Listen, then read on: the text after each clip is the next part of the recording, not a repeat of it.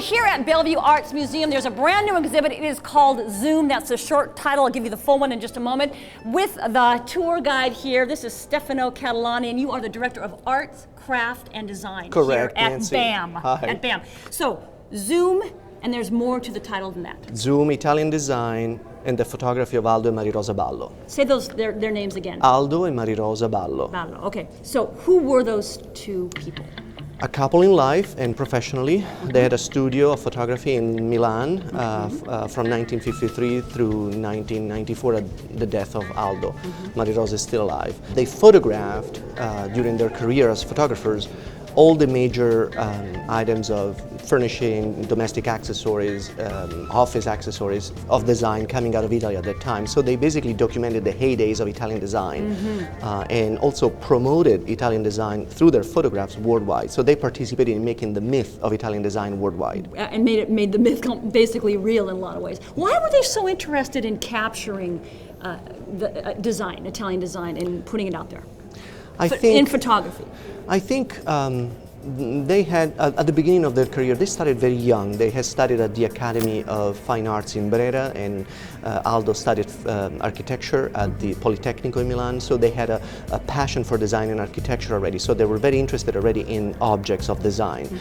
I think life sometimes brings you to avenues that you might have not thought. She came from a family that had a strong background in photography. Her brother is Oliviero Toscani, also another important photographer in Italy, and so with Aldo, they created the studio in 1953, and immediately they started to take photographs for those objects of design that were created by their friends, because they were participating in this group of designers and technicians that were at the time in post-World War II Milan were sort of taking over the scene of design. So they found themselves at the core of it, at the center of it, and ultimately they became strong participants of it. Right, and so talk a little bit about the relationship between the object and kind of the object and image, and in a sense the marketing of it. I mean, there's kind of like this crossover here. Yeah, their photography is unique.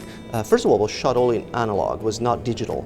And then, so they're famous for the utmost artistic restraint, a very artistic eye that highlights specific aspects of the design. So they're very sensitive to formal quality, colors, that ultimately become the selling point of that object, if you will.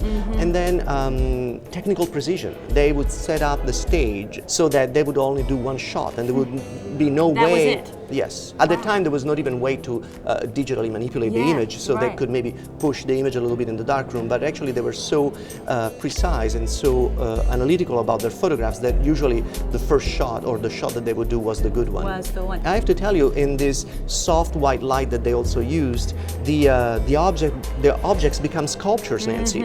So and in this way they're almost like portraits. They're making portraits of these objects. That's a great way to put it. I think people will really appreciate to see the object, and then also to see how the object was depicted or portrayed in magazines and in their photographs.